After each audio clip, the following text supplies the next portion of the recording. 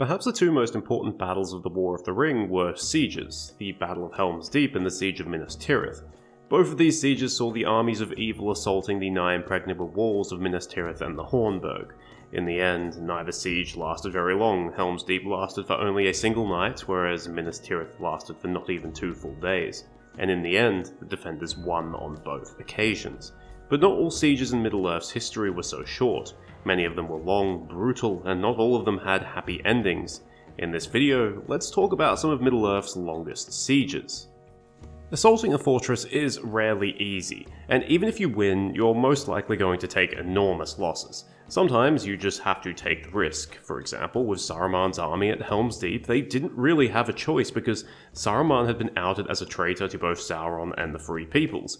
He needed to come up with something to better secure his position, and fast. Sometimes you do have a choice, but you have so many troops that losses don't really matter, like with Sauron's army at Minas Ithil. But not every commander has the resources or the resolve to attack a fortress.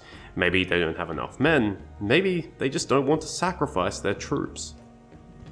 I want to start with the shortest siege, and then make my way to the longer sieges. But just because a siege is short doesn't mean it isn't brutal. This was the case with the other siege of Helm's Deep, which started in 2758 of the Third Age. In this year, Rohan was invaded from the east by Easterlings, bad enough, but thanks to some diplomatic incidents, Rohan was also invaded from the west by the Dunlendings, who were aided by the Corsairs of Umbar, who were also attacking Gondor.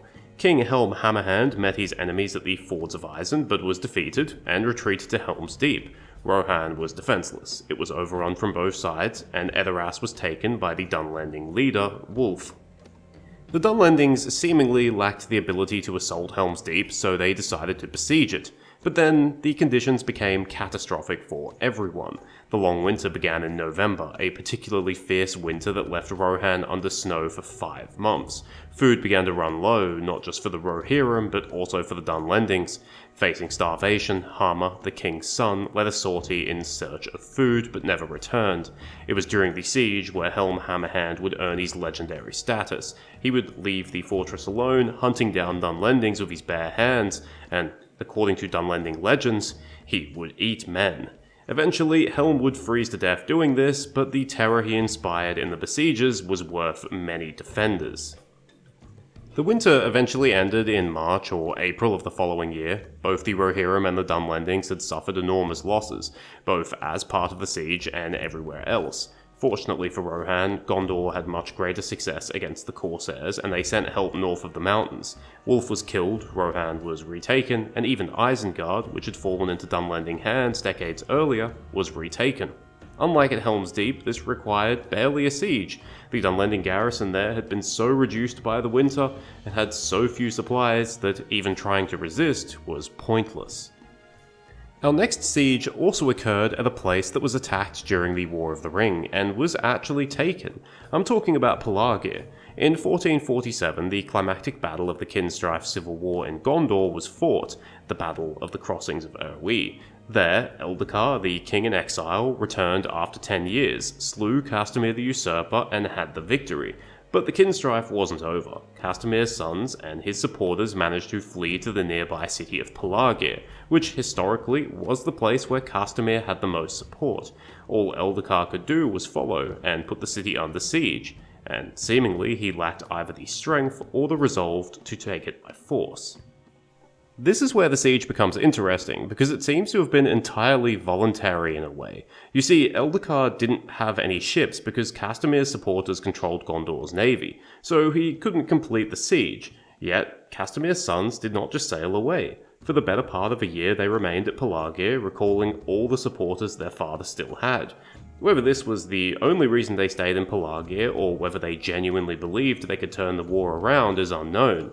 But after around a year, they were either satisfied or realized the situation was untenable, so they sailed away, leaving Pelargir to Eldacar. Unfortunately for Eldacar, the rebels sailed to Umbar to establish a rival state, and without his own navy, he could do nothing to stop them. The next siege was also of a Gondorian city, and was perhaps one of the most consequential sieges of the Third Age. I'm talking about the Siege of Minas Ithil. After the defeat of Sauron during the War of the Last Alliance, Gondor established a watch over Mordor, but through the Third Age it lapsed, and in 1980 the Nazgul re-entered Mordor and began the long process of preparing it for Sauron. After 20 years, they decided to better secure their western flank. There's an indication that the Tower of Cirith Ungol was still garrisoned by Gondor at this point, but was then yielded to the Witch King through treachery. And after that, the Nazgul attacked Minas Ithil, Isildur's city. We know almost nothing about the siege of Minas Ithil, except that it clearly wasn't easy for the Nazgul. By this point, the city had declined in population and importance, but nevertheless it was still the main line of defense for Gondor against anything in Mordor. Whether Gondor made any attempt to break the siege is unknown. I'd say it's likely, but given the city's position, it would not have been an easy siege to break. In the end, Minas Ithil's brave defenders held out for 2 years. But unfortunately, in 2002, the Nazgul managed to capture the city. It's unknown if any of Minas Ithil's residents survived. What we do know is that the Palantir the city housed was captured, and that the city would then become Minas Morgul, the Tower of Dark Sorcery, the home of the Witch King, and an ever-present thorn in Gondor's side. The fall of Minas Ithil would have felt like revenge to Sauron, because 2,000 years earlier, his forces had captured the city, but the war turned horribly against him, ending with him besieged in his own fortress of Barad-dur. I'm of course talking about the War of the Last Alliance. This war started with Sauron's surprise attack on Minas Ithil, which he did take, but his forces could not progress any further into Gondor. In response, the Last Alliance was formed. Arnor, Gondor, Lindon, Khazad-dûm, Lothlorien, Greenwood, and others. Sauron's armies were decisively defeated at the Battle of Dagorlad in 3434, allowing the Last Alliance to break into Mordor. Later that same year, Sauron himself was besieged in his fortress of Barad-dur. But this wasn't a siege where everyone sat around and did nothing. The Last Alliance could not assault Barad-dur, but they couldn't allow Sauron to have any breathing space. Sauron took advantage of this, inflicting grievous losses through darts, bolts, rocks, and fire. And he launched many sorties against the besiegers. In 3440, the Last Alliance suffered their most devastating loss yet. Anarion, one of Gondor's kings, was killed by a rock that crushed his helm. The siege would last into 3441, marking 7 years since it started, and seemingly it could go on for another 7. Fortunately for the Last Alliance, Sauron's resources were not inexhaustible, and by this point he was in dire straits. He had only one more chance to break the siege, so he led the assault himself, and was successful in driving the Last Alliance back. This success was short-lived. A duel took place at Mount Doom, resulting in the deaths of Gil-galad and Elendil, but also Sauron's. Without their leader, his armies crumbled, Barad-dur was taken and then destroyed. Although not completely, the foundations remained, unable to be destroyed while the One Ring survived.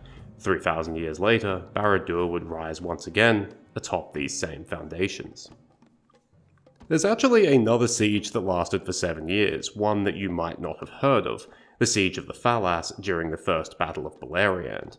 After Morgoth returned to Middle-earth, it took him not even 20 years before he started trying to conquer it. He began the first battle, yes, that is what it is called, by launching a 2-pronged assault into Beleriand, one into the west and one into the east. The eastern prong was defeated thanks to the Elves of Doriath, although not before it inflicted heavy casualties onto the Green Elves. However, the western prong had success, defeating the Elves of the Falas and driving them behind the walls of their havens of Brithombar and Eglarest. We don't really know what happened during this siege, except that it lasted for 7 years. Honestly, that's not a good look for Morgoth's armies. Brithombar and Eglarest were built by the Sindar, so the walls probably weren't overly mighty. Certainly, neither haven would have been anything like Barad-dur, yet nonetheless they survived, and eventually the Orcs were forced to withdraw because a new threat had arrived to the north. Feanor and his Noldor landed in Middle-earth. This army of Orcs demonstrated their further competence by getting ambushed and destroyed shortly afterwards. Years later, Finrod Felagund of Nargothrond would demonstrate his friendship with the Falas by rebuilding their walls, and years after that, Morgoth's armies would eventually return, this time bringing siege engineers, and in less than a year the Falas fell. Maybe they should have kept the old walls. The next siege might surprise you because this place is meant to be one of the safest places in Middle-earth, yet for a time it was in serious danger.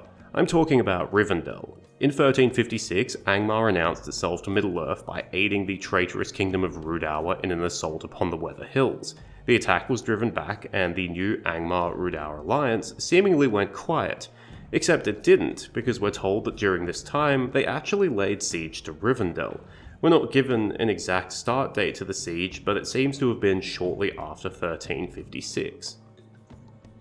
We don't know what this siege actually looked like. Given that Rivendell wasn't exactly a fortress and relied more upon secrecy and the natural valleys of the Troll Shores, I suspect it might have been more like a blockade than a traditional siege. Considering we don't know when the siege began, it's possible that it lasted for decades, but we know when it ended. This was in 1409. After Angmar's great invasion of Arnor, the siege of Rivendell was lifted with the aid of the Elves of Lothlorien, and then they joined forces with the Elves of Lindon and launched a retaliatory attack upon Angmar. This was one of the last great offensives of the Elves in Middle-earth, and given that Angmar may have besieged them for as many as 53 years, they sure as hell deserved it. The next siege, or rather the war that led up to it, had earth-shattering ramifications, and I mean that literally. We're going back before the sun and moon to the years of the trees, back when the elves themselves were very young. In fact, this siege was because of the elves. They had awakened in Cuiviénen in the far east of Middle-earth, which at this point had been mostly ceded to Morgoth, Melkor at the time. The Valar, upon hearing of this, realized that they could not simply sit on their haunches in Valinor any longer. They decided that for the sake of the elves, they had to do something about Melkor. They had very little confidence in their plan, but they had no choice. But to their own surprise, they wiped the floor with Melkor's armies in what would be known as the Battle of the Powers, although it did cause widespread destruction that reshaped much of the world. In 20 years, they had broken Melkor's hosts and his outer fortresses such as Angband, and finally, they besieged Utumno, Melkor's primary fortress. We don't know much about the siege, except that after 66 years, Utumno's final defences were breached, and Melkor went fleeing to his deepest pits. It didn't help him much. He was cornered, Tulkas wrestled him to the ground, and he was bound and imprisoned in Valinor for thousands of years. Then he was released, and thousands of years later, pretty much the exact same chain of events occurred. Speaking of those events, that brings us to the longest siege that ever occurred in Middle-earth, the Siege of Angband.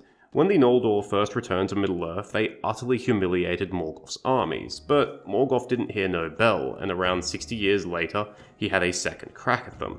Once again, the elves destroyed Morgoth's armies, but they came to the conclusion that Morgoth would just keep doing this. The elves had pretty much no confidence in taking Angband, so they did the next best thing. They besieged it. Patrols and camps were established outside the very gates of Angband itself, with the idea that any attempt by Morgoth to sally forth from Angband would be spotted and met before it could reach Beleriand proper. The problem with the Siege of Angband is that, well, it wasn't really a siege. The elves could not send forces, other than scouts usually belonging to the House of Hador, around the Iron Mountains into the bitter cold of the north. Therefore, Angband was never truly surrounded. This meant Morgoth could send forces through the frozen north and still raid into Beleriand from the east or west. He actually sent an army to do this 95 years into the siege, but it was spotted and handily defeated. This made Morgoth realize that orcs alone were no match for the elves, and this brings us to the other flaw with the siege. It didn't actually stop Morgoth's forces in Angband from growing stronger, nor did it stop him from experimenting by corrupting new creatures into existence. One way or another, Morgoth was able to support them. This led to the creation of Glaurung, the first dragon, and in 200 years into the siege, he sallied forth alone, much to Morgoth's annoyance, and despite initial success, he too was driven back. This resulted in almost 200 years of relatively unbroken peace in Beleriand. I say relatively because orc raids did still happen. We know of a major one in 375. However, in 455 everything came crashing down. Morgoth, confident that he had grown his forces to sufficient strength, launched an all-out assault. Rivers of fire streamed down from Thangorodrim, killing many of the besiegers before they even had a chance to defend themselves. All the rest could do was retreat to the safety of the highlands and the mountains, but Morgoth's armies were in close pursuit. By the end of the year, he had turned the war in his favour, and 17 years later, he had effectively won it. So although the Siege of Angband lasted for an impressive 395 years, and although Beleriand did have peace during that time, it was ultimately ineffective. Thank you for watching, I hope you enjoyed it or at least found it interesting. I actually didn't mention the deadliest siege in this video, simply because it would put all the others to shame. That was the siege of Tuckburrow during the scouring of the Shire. The Tooks fortified themselves in their hobbit holes and 3 ruffians were shot dead when they got too close. It makes the siege of Barad-dur look like child's play. Cheers, farewell, and remember, sometimes when I go to record the script, I get to the end and realise I haven't written this part in because it's sometimes genuinely the hardest part to write of a script. I'm telling you this because this was almost one of those occasions. I saved the script and was planning on going, nah, I'll do it later, but man, this really sounds like a cry for help. I'm okay, thanks.